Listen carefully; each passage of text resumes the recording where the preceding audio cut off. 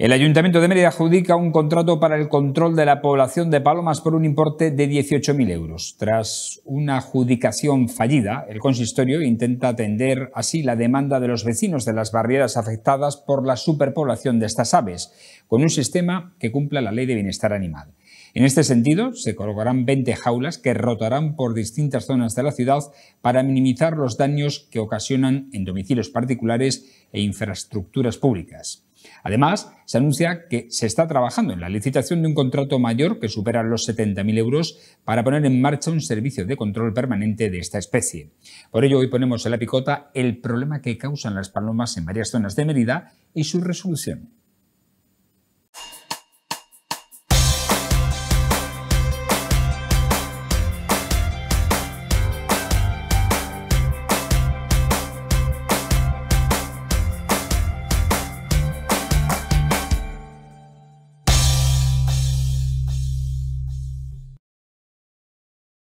Bienvenidos, queridos picoteros, a este tiempo de la picota en Televisión Extremeña, en el que vamos a intentar informarles de los principales acontecimientos de actualidad, de proximidad y pasarlos, como siempre, por la opinión de nuestros picoteros. Hoy están con nosotros Rafael Angulo. Buenas noches, ¿cómo estás? Buenas Bienvenido. noches, bien hallados todos, amigos. Estoy que me salgo, vamos, pero sin cenar también. O sea que...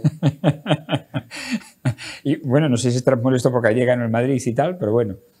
¿Cuánto daño? Tu Atlética no, tu Atlética no. Sí, en el minuto 93 entra una congoja que bueno, no. pero Que no. los partidos del Atlético los voy a tener que ver con pañales. Antonio Vélez, otro colchonero de pro. Buenas noches, ¿cómo estás? Pues bien, sin entrar en detalles, bien, viendo el panorama, el frío que se va, la comba. Que se va, más bien que se viene, ¿no? Porque y viene otra vez, lógicamente, nosotros estamos en invierno. Hoy viene elegante, en otra desamarra, Antonio, para el programa. Está hoy mejorando vengo popular. En la vestimenta. Vengo popular.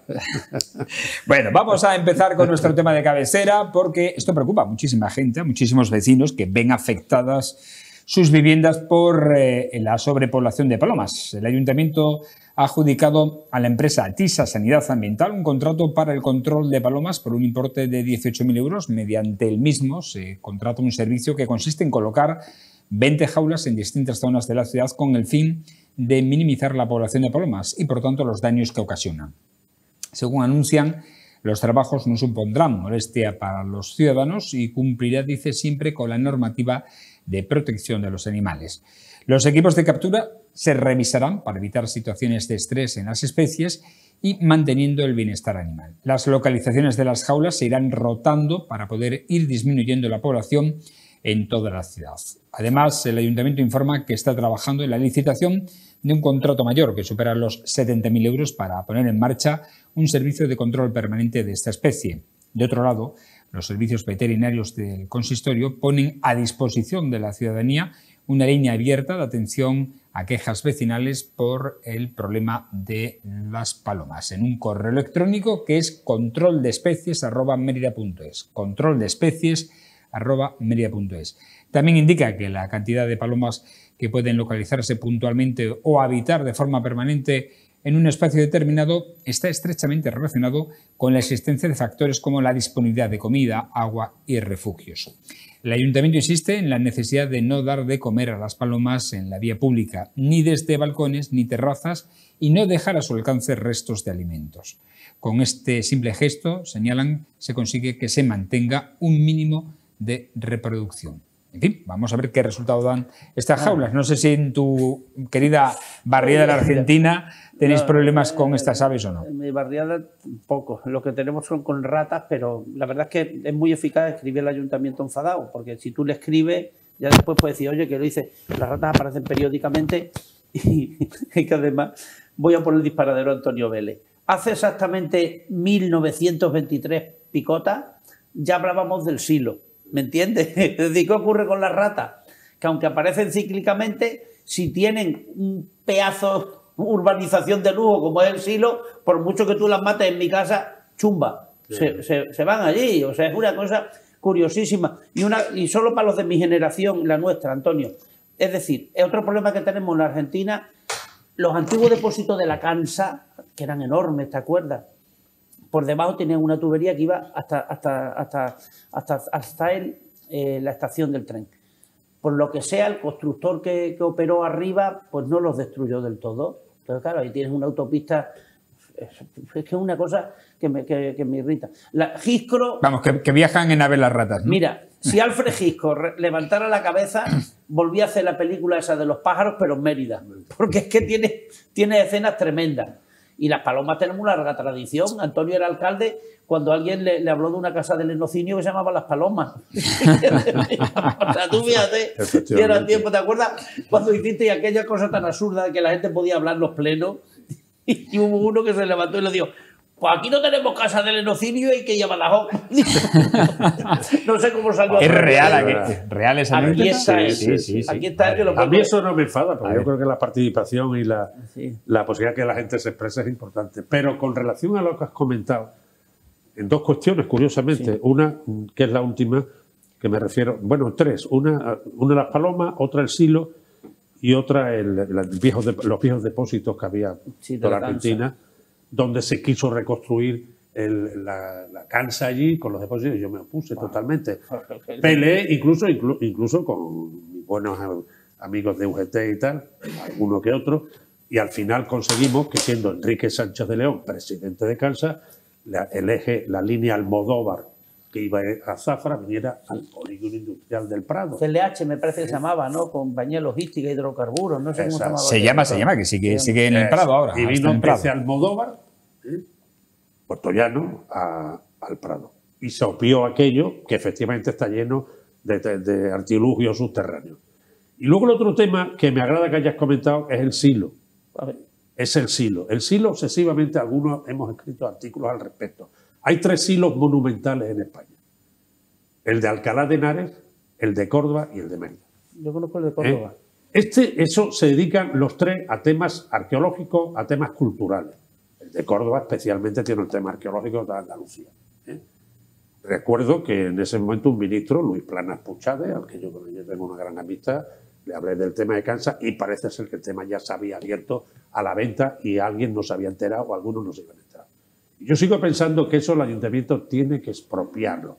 ¿Para qué? Para hacer el mejor museo del mundo de mosaico romano. Eso no lo puede ya hacer porque es de un particular. Pues que lo expropia al particular. ¿Cuál es el problema? Pues el problema, yo no sé cuál es, pero el ayuntamiento tiene capacidad de... compró el silo hace unos años y no sé por qué lo tiene parado. Que haga algo. Rafael Angulo, el ayuntamiento tiene capacidad expropiatoria.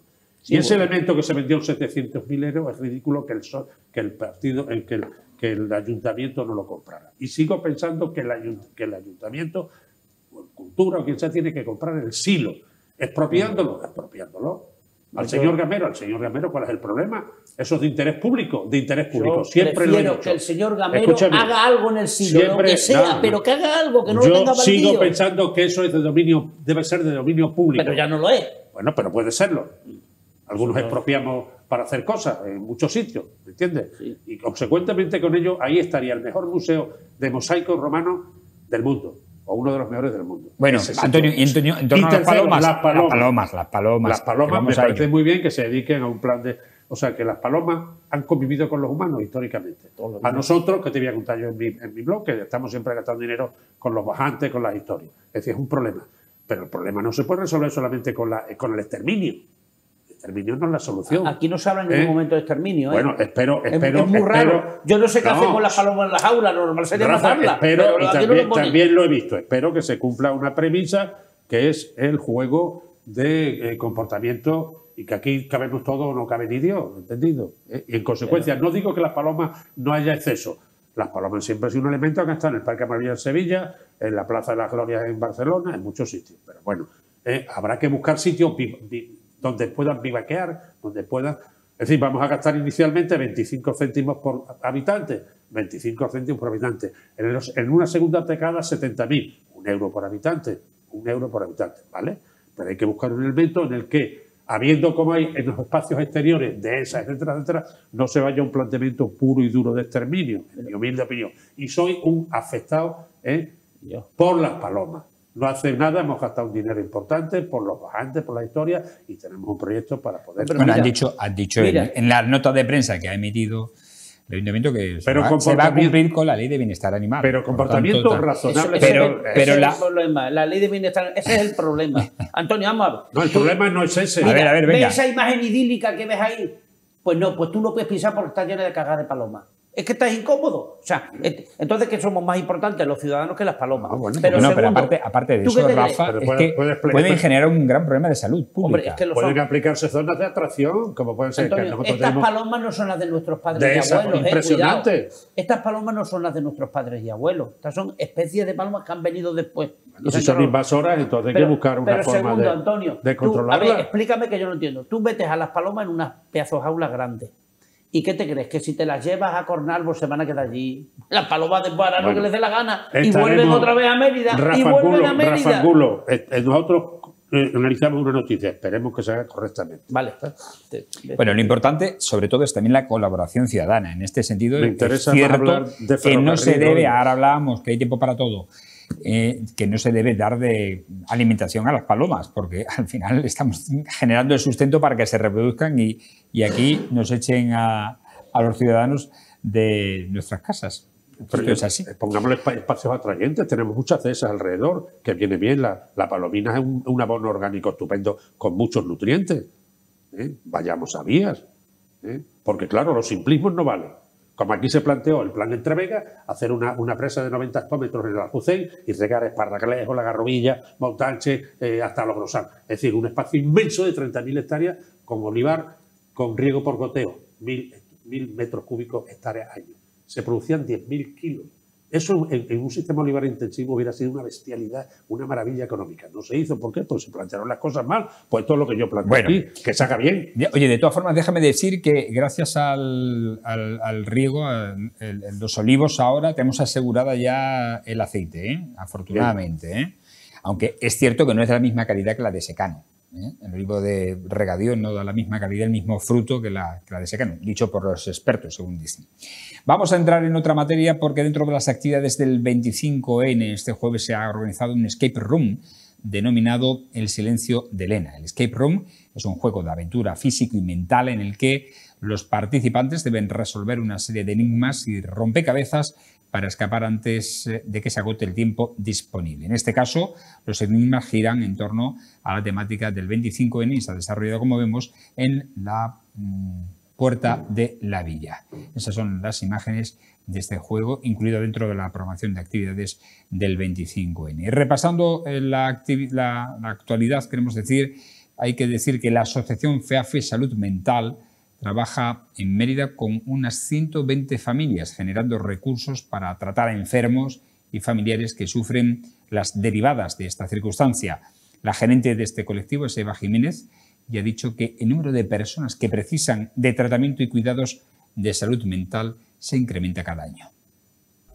Pues este programa puede abarcar perfectamente, os puedo hablar de 110, 120 familias porque estamos trabajando con un grupo de pacientes muy amplio. El número de familias se incrementa siempre, porque el problema de salud mental, por desgracia, no es un problema que esté en remisión. Cada vez hay más personas que requieren tratamiento y cada vez hay más familias que están afectadas por un problema de salud mental en su hogar, ¿no? Y lógicamente, pues nadie nacemos sabiendo y hay que enseñar a la familia a cuidar, a estar con las personas con un problema de salud mental y a que también ellos tengan su sitio para poder descargar emociones, poder conocer a otras personas y poder compartir su experiencia con otras personas y ayudarse. Los técnicos en cuidados auxiliares de enfermería, por otro lado, de Extremadura, conocidos como TECAE, se han manifestado este jueves frente a la presidencia de la Junta para exigir el reconocimiento salarial a su labor, lo que conlleva un cambio en la escala de la Administración, además de denunciar la falta de profesionales en este sector. La protesta ha contado con el apoyo de representantes de las principales centrales sindicales, como son CESIF, UGT, Comisiones Obreras, USO y SAE, que es el Sindicato de Técnicos de Enfermería. El motivo de la movilización es reclamar la reclasificación del colectivo al subgrupo C1, acorde a la titulación requerida y a las funciones esenciales que desempeñan diariamente en el Sistema Nacional de Salud, ya que actualmente está encuadrado en el subgrupo C2. Esta situación origina, dicen, una desigualdad profesional y retributiva que debe corregirse, según apuntan estos delegados sindicales. Y entramos ahora en otra materia. Estamos de enhorabuena porque Adif ha concluido con éxito una simulación comercial de autopista ferroviaria entre Madrid a Bronical y Badajoz frontera, mediante trenes cargados con remolques de 4 metros de altura. Esta simulación ha verificado la compatibilidad de las infraestructuras y las terminales logísticas de origen y destino para este tipo de cargas, garantizando de este modo la calidad del servicio antes de la operación comercial.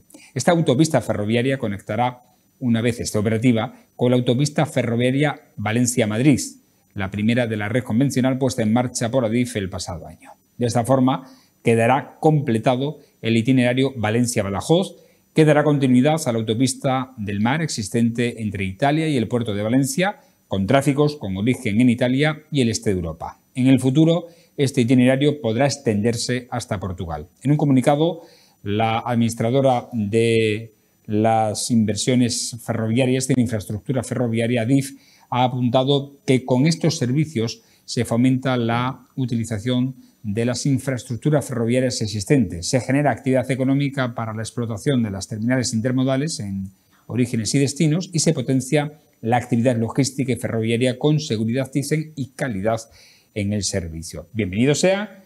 Esto es una de las cosas que aquí hemos dicho años atrás acerca de esa conexión con el este de la península. Hombre, yo siempre lo he defendido. Evidentemente ahí se cometió un gravísimo error, porque la península ibérica es un rostro, es un plano tipo rostro, a veces se representa como tal, con la nariz en Lisboa.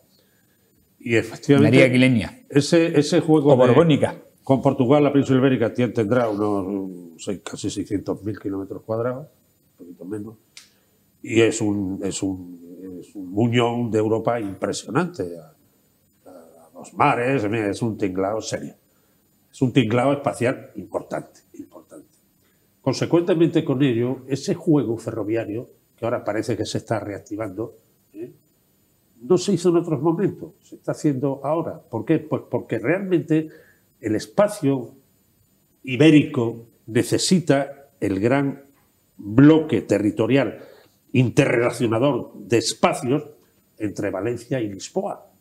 Pasa por Mérida, y pasa por Badajoz, y pasa por la Siberia, y pasa por la Serena. Y en Almorchón baja a Córdoba, y de Córdoba va al eje viejo de Málaga, o sea, Sevilla-Madrid, y es enlazado también con el Málaga-Madrid. En fin, esto es un tema muy gordo, porque el ferrocarril es una alternativa a ese juego cansino.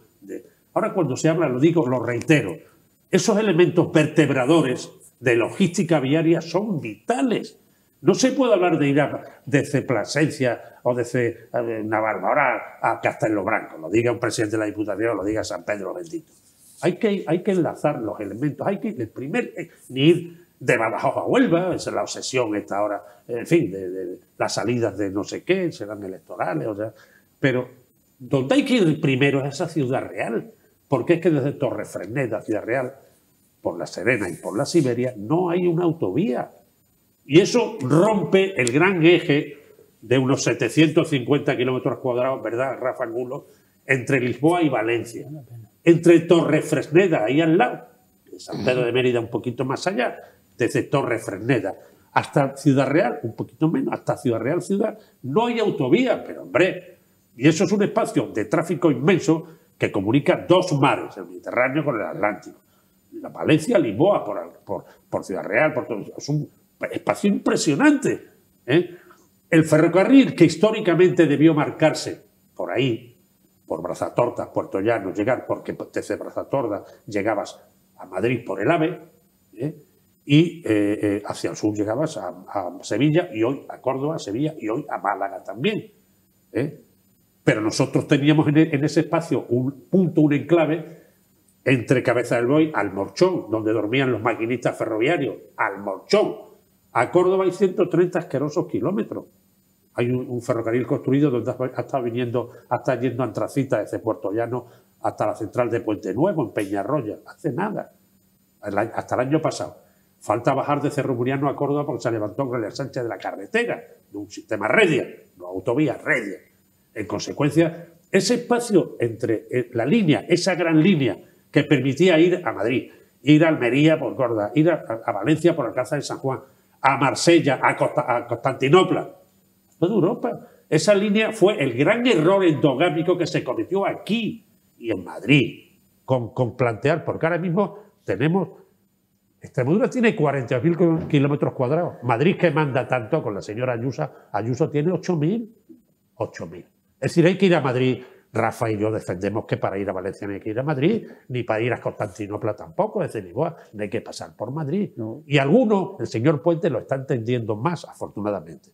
Y ese juego ferroviario para nosotros debe ser una obsesión. No en la simpleza de marcar una serie de puntualidades, no, en la exigencia de un territorio de 42.000 kilómetros cuadrados, que es Extremadura, que tiene casi 300 entre Hervás y Monesterio y 250 entre Herrera del Duque y Badajoz. Es decir, un territorio inmenso que es interrelacionador. Por eso, cuando obsesivamente decimos que hay que salir a la puñetera calle y demandar el enlace entre Plasencia y Astorga, en la vieja Ruta de la Plata, que es una línea casi fronteriza con Portugal, un ferrocarril que tiene que tener otro juego de interrelación espacial, de logística viaria, también defendemos que en el mismo tenor el gran ferrocarril Lisboa-Valencia debe ser una obsesión, porque permite una serie de itinerarios brutales. Y desde Mérida se va a Sevilla, y desde Zafra se va a Huelva. Es decir, quiero decir que hay un juego,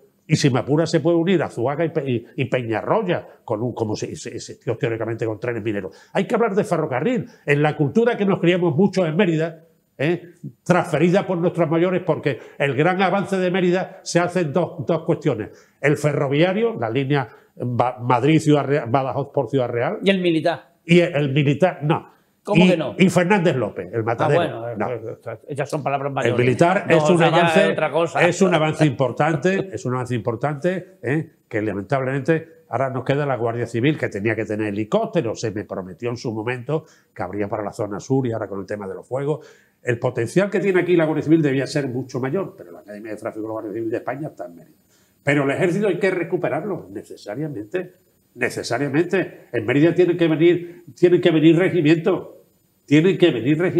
Y vinieron los ingenieros en su momento, y en la zona de La Roza iban a venir dos regimientos, el 21 Artillería Aérea, que estaba en Campamento Madrid, y otro que no me acuerdo. Vinieron los ingenieros, los arquitectos, los generales, y vieron el sitio de La Roza, que lo ofertó en su momento muy bien. Pero luego ese juego siempre centralista, excéntrico, que nos propició en gran medida Badajoz, lamentablemente, porque tengamos una cosa muy clara, y termino. Cuando sucesivamente digo con el ferrocarril, cuando se habla tanto de las provincias las creó un motrileño, Javier de Burgos, 1833, minoría de edad de Isabel II. Un secretario de Estado, no hay cortes, no hay nada. La autonomía, la que se apoya en la autonómica extremeña, febrero del 83, determina las Cortes Generales. Las determinan las Cortes Generales.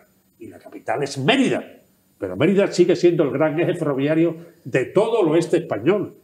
De todo el oeste español. Por lo tanto, a mí me parece muy importante que seamos uno pesados reclamando lo que nos corresponde. Y el gran eje que nos corresponde son dos. El gran eje Lisboa-Valencia, que está roto en los dos esquemas. Hoy se está electrificando el ferrocarril. Aplausos.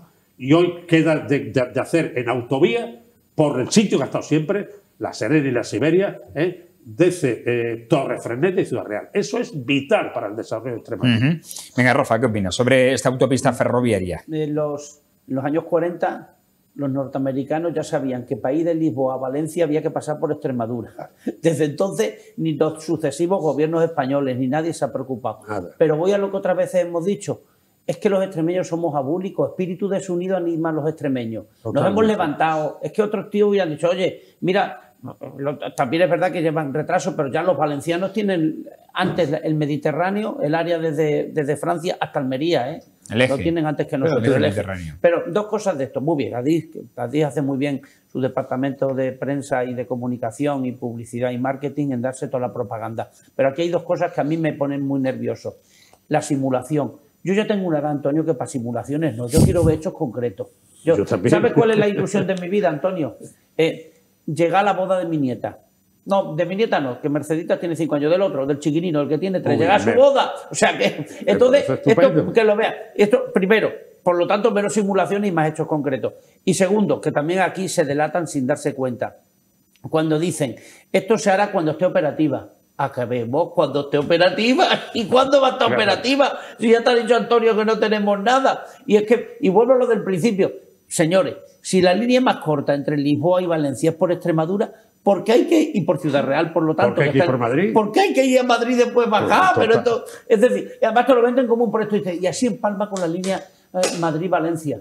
¿Y por qué tenemos que empalmar con la línea Madrid-Valencia si podemos ir recto? Tendremos que montar un grupo de opinión, Rafa Angulo. No, lo que tenemos que levantarnos es el arma. Bueno, en fin. Interpolítico, interpartidista. En fin, que nos permita forzar los intereses de esta región. Muy bien, amigos picoteros. Bueno, pues a ver qué tal. A ver si... Mira, ahí vemos precisamente el punto de la bifurcación entre la línea de Sevilla y la de Ciudad Real. Ese es, junto al cordel de Torremejía. Sí, señor. Ahí está. Ahí estuve ayer cuando me llamaste, grabando. Bueno, vamos a otro asunto. Y Espacio Mérida, un tema muy interesante. Sí. Un espacio, se sitúa sobre un eje metropolitano, un área metropolitana que podría ser legal. Mérida, Almendralejo. Entre ambos, suman casi 200.000 habitantes, su espacio de interrelación. Sí, con todo lo o sea, que no, y ayer estuve precisamente por grabar. De un tema serio, por grabar las parcelas que van a ocupar la fábrica china de cátodos. Es impresionante el terreno que hay ahí ya preparado para que construyan. Impresionante. Ayer ya lo hablábamos, 467.000 metros. Madre mía. Pero además es que siguen obsesionados con que a finales de 2026 tienen que estar abierta. Es decir, van a comenzar dentro de nada ya la construcción y a finales de 2026 tiene que estar abierta. Una fábrica de ese tamaño en un año solamente... Ojalá, oye. Yo ya voy a tocar madera. Pero si es verdad. Antonio y yo con la azucarera, ya todas estas cosas, ya toco madera. Si alguien es capaz de hacerlo, son los chinos, ¿eh? No, eso sí, eso no me cabe duda. Indudablemente. Bueno, vamos a otro asunto porque el rey emérito Juan Carlos I ha asegurado que no se arrepiente de sus errores en el plano personal, aunque confía en que los españoles le terminen perdonando. Al tiempo que ha defendido la labor que está realizando su hijo Felipe VI, a quien no ha dudado en definir como un buen rey. Quien fuera rey de todos los españoles durante casi 4 décadas ha ofrecido una entrevista a la cadena francesa France 3 en su exilio en Abu Dhabi, con motivo de la reciente publicación en Francia del libro titulado Reconciliación, sus memorias, en la que ha presentado su vida empezando por su llegada a España, su relación con Franco, pasando por la transición y terminando por su abdicación y exilio.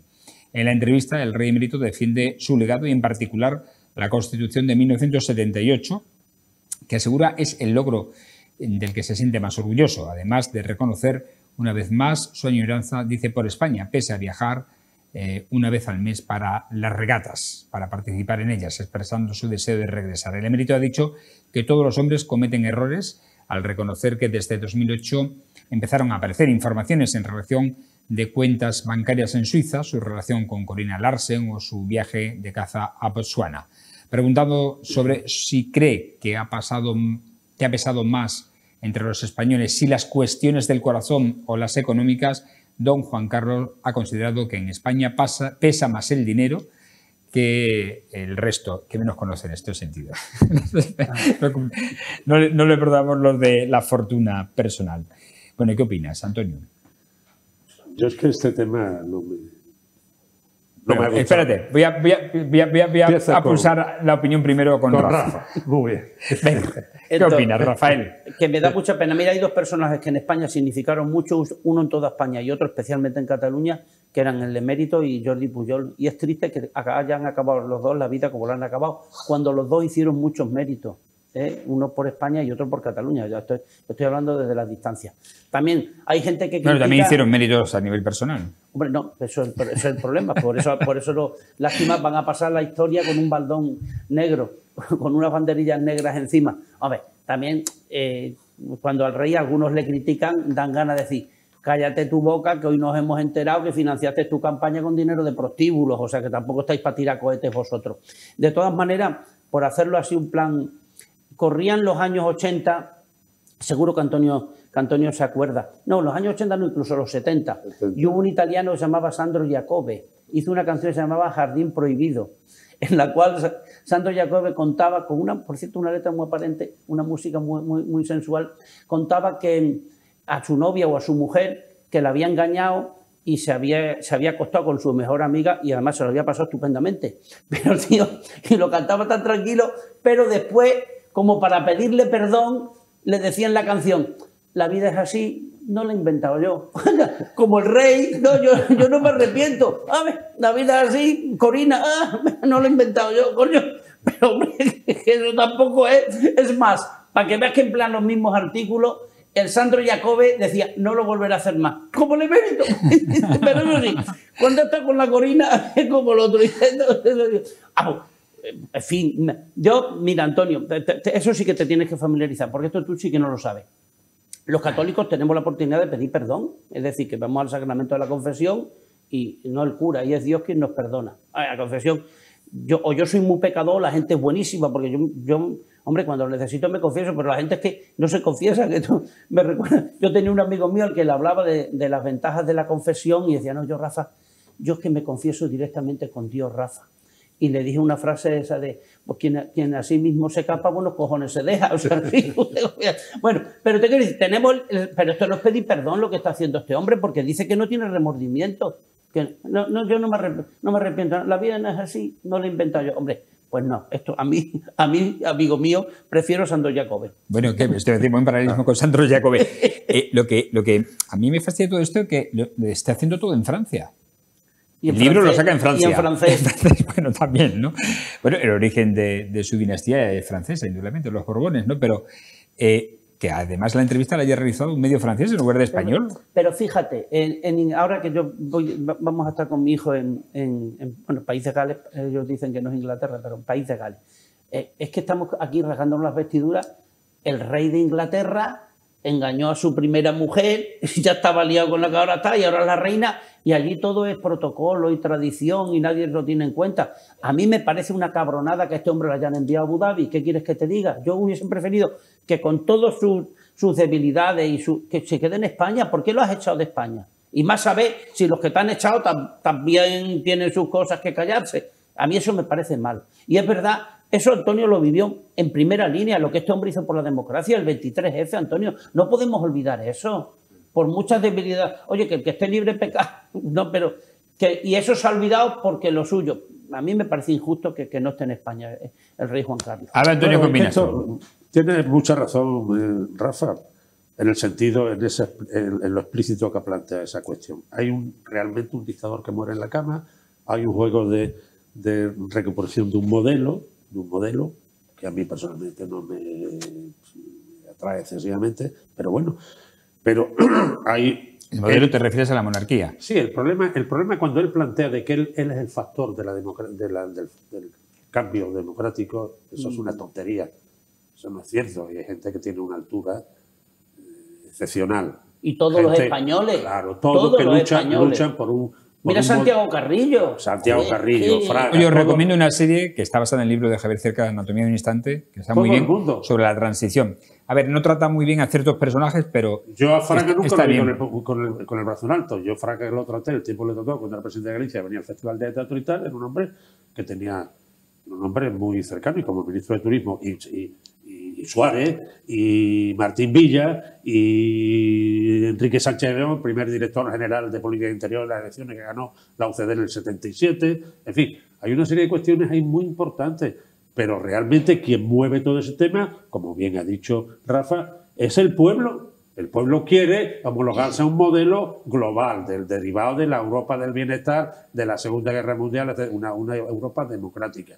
Hoy está muy en solfa también ese tema, increíblemente, porque el dictador posiblemente aprovecha una circunstancia. Curiosamente, el nivel estatus económico que da la República en el 36 no se recupera hasta 30 años después. O sea, que vamos a ser serios. Hay una serie de gente, unos intelectuales que se van fuera, que engrandecen Argentina, Uruguay, Perú, México. Colombia, México. Claro, porque en México son recibidos con los brazos abiertos.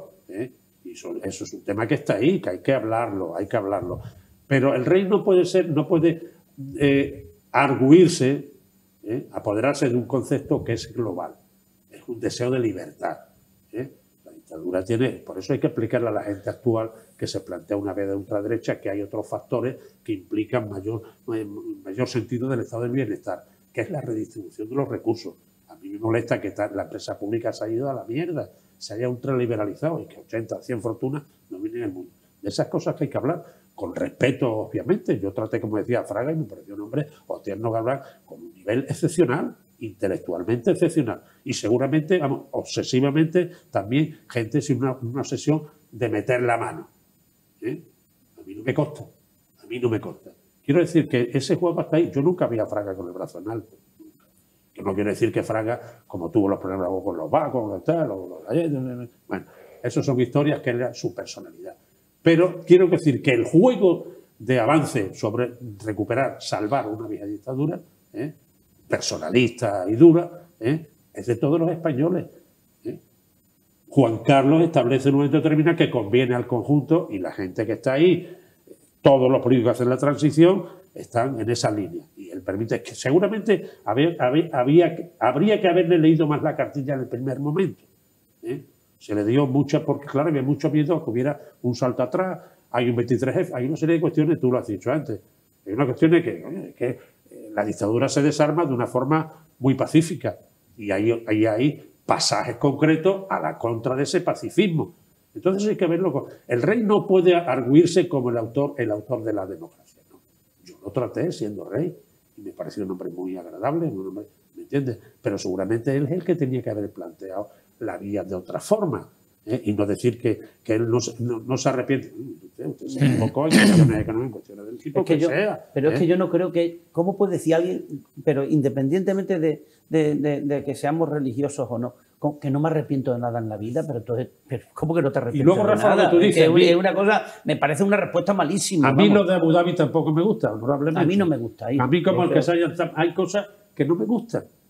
Yo no soy creyente en el sentido tuyo, pero soy una persona muy respetuosa y siempre defiendo el cristianismo. Se alojó donde tenía que alojar y fue un factor importante de desarrollo. Pero cuidado, a mí me gustaría que el hornito tuviera los peldaños que tenía de mármol. Y cuando yo iba con mi madre, el hornito, y no existen, ¿por qué no existen? ¡Puñeta!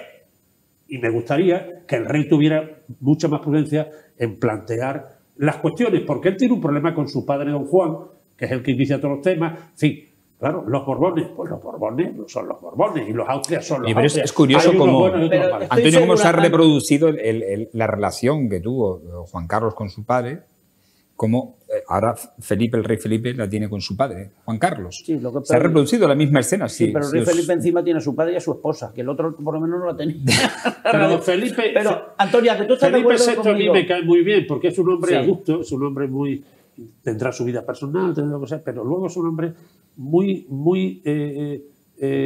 conveniente con el propio poder, con los políticos, en fin, y eso lo ha hecho con el PSOE, lo hará con el PP, sin problema ninguno, independientemente de... Y en ese sentido... La corona está para generar estabilidad al sistema. Hay temas internos, como he dicho, Rafa Angulo. Juan Carlos, precisamente con sus escarceos en el plano amoroso, aunque es verdad que a los españoles eso nos tiene un poco más sin cuidado, nos pesa más lo del dinero. Pues no te he dicho que y el tema dinero...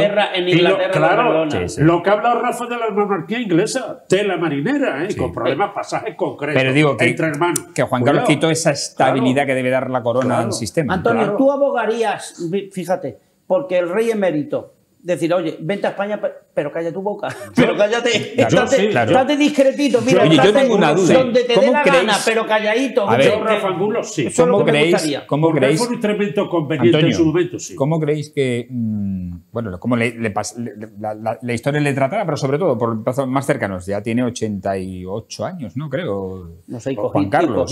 Hombre, 80 y... Este es el 37. Sí, pues tiene 88. Es de la edad de mis padres, que en paz descansen. Martínez Mediero, Bueno, y de mis padres, que en paz descansen. Iba a decir, de la misma quinta. Que cómo tratará la historia. Sí, pero me refiero más a esto, a qué hacer el día que fallezca, porque su fallecimiento, desgraciadamente, será en breve. ¿Tendrá funeral de Estado o no? ¿Cómo opináis? ¿Qué opináis de esto? ¿Debe tener un funeral de Estado? Yo creo que sí, pues pienso que sí. Ha sido rey, evidentemente. Pero hay quienes cuestionan precisamente que haya un funeral de Estado. No, yo pienso que sí debe tener un funeral Volvemos a los ingleses. ¿Me dejáis que vuelva a los ingleses? Sí. La exmujer del que ahora es rey, porque ya estaban separados, muere en París en un accidente, sí. con el hijo del de Viajes Harrow, bueno, del dueño de los almacenes. Dodi Al-Fayed. Sí. Es decir, y sin embargo se le tributó porque es la madre de los que van a ser reyes, quiero decir, fundamentalmente. Yo ¿no? estoy convencido es decir, que sí. y entonces, y aquí, yo de verdad, me parece que, y también entiendo que el hijo ha tenido un poco la cosa atada a las manos, que no puede decir, oye, que es mi padre, déjalo en España. Claro, no sabemos, el gobierno está donde ha presionado y tal. Pero eso me parece mal. Insisto, yo lo que le he dicho a Antonio está de acuerdo. Y en la comba. Estate en España, pero cállate, hombre. En la comba suya de gobierno está bien. En fin, yo creo que es un hombre que participa en un juego de cambio importante. Que España estaba en la situación que estaba, evidentemente. Pero yo estoy de acuerdo en eso. Yo creo que la transición se hizo bien, fue ordenada y no fue... no generó, podría haber generado sus problemas. Recordamos momentos Z durísimos, ¿no? En los años 70 y 80, ¿no? Y principios de los 80. Pero creo que se hizo bien. Ahora, con esa manía de revisionar toda la historia otra vez. Ahora se está haciendo un programa sobre Victoria Eugenia. Sí. La bisabuela de Felipe VI. Sí. La mujer de Alfonso XIII. Y es demasiado frívolo. Yo creo que en ese aspecto Juan Carlos ha tenido mejores relaciones con los políticos que pudo tener Alfonso XIII con los políticos concretos. Llamar a Sagasta, en fin, la gente que en aquel momento gobierna. Hay otro juego también, pero yo estoy de acuerdo en principio con Rafa con lo que plantea de que el día que muera Juan Carlos I tendrá que tener un funeral de Estado, estoy convencido, y que estaría mejor que viviera en España diciéndole, compórtate honorablemente. Cambiándolo al orden, ¿no? Es que hemos llegado a una diferencia, y a mí me da mucho coraje eso, entre la historia y el relato. Sí, es decir, por lo visto el relato ya suplanta la historia. Lo hemos contado, mira, de acuerdo, el franquismo, yo no soy tan crítico como puedes comprender con el franquismo, pero como decía Paine, era que la historia la escriben los vencedores. Totalmente. Es decir, por ejemplo, es curioso, Viriato lo mandaron matar los romanos, sin embargo después lo engrandecieron. Lo que sabemos de Viriato, caudillo lusitano, gran luchador, es lo que los mataron.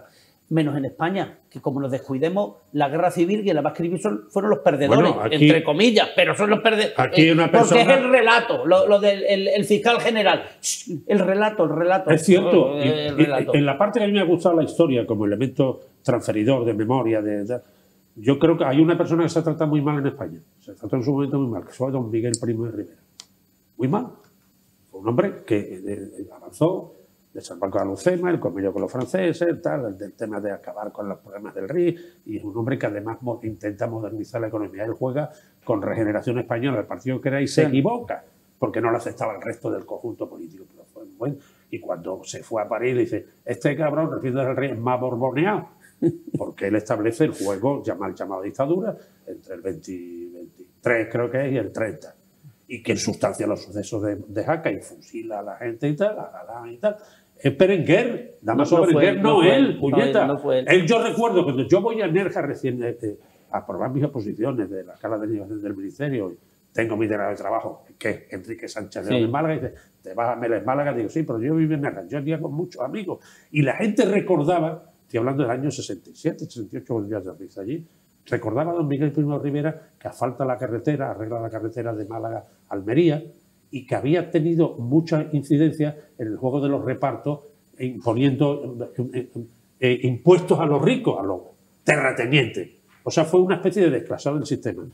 Maltratado, don Miguel. Sí. Pero bueno, en este caso concreto parecerá una buta conjunta, pero yo creo que este hombre debe tener su... Bueno, señores, no vamos... Hay malos tratos de los que se puede salir con buen humor. ¿Te acuerdas en las Cortes Españolas aquel que dijo, dirigiéndose, vaya banda, estoy hasta los cojones de todos ustedes? Esto lo de Primo Rivera lo podía haber dicho, vaya banda. Por cierto, sí, los senadores de la Junta dime, sobre el senador de Puerto Rico, ¿qué pasa? Dicen que Rafa y yo habláramos de que están muy contentos, que está aquello más limpio, que están tal, que que en fin, parece que se está haciendo un poquito más de caso. Que los inquilinos, en vez de estar 24 horas, están un rato. A ver si le dan un día a Pablo que venga por acá. Lo entrevistaremos y le pondremos caras a los senadores de la Puerta de la Vía, indudablemente, claro que sí. Bueno, señores, nos vamos. No tenemos tiempo para más, nos hemos pasado. Y hay así que cenar. No tenéis tiempo por ahí, hay que cenar. Y hay que siempre es importante esto de la alimentación. Gracias, Antonio, que tengas una buena semana. Muchas gracias. Lo mismo te deseo, La semana que Rafael. viene jugamos, a ver cómo escapamos. Vamos contra el Racing de Ferrol. Bueno, no está mal, que ahora está en Mérida ya encauzado. Y el equipo del pueblo, el Atleti, ayer, vamos. Bueno, vamos a otra cosa. Nos vamos. Muy bien. Mañana no hay picota, pero sí el lunes, así que les esperamos en torno a las 10:25 para volver a intentar coger el pulso a la actualidad de proximidad y opinar también sobre los asuntos que merezcan la pena. Hasta entonces, pues, sean buena gente, seguro que son, porque son fieles. Por cierto, estupendo, datos de audiencia que tenemos. Ya estamos consiguiendo una medición en TDT fabulosa y está arrojando este programa datos muy buenos de audiencia. Así que enhorabuena a todos los que nos ven por su confianza. Mañana no, el lunes nos vemos. Buenas noches, sean felices.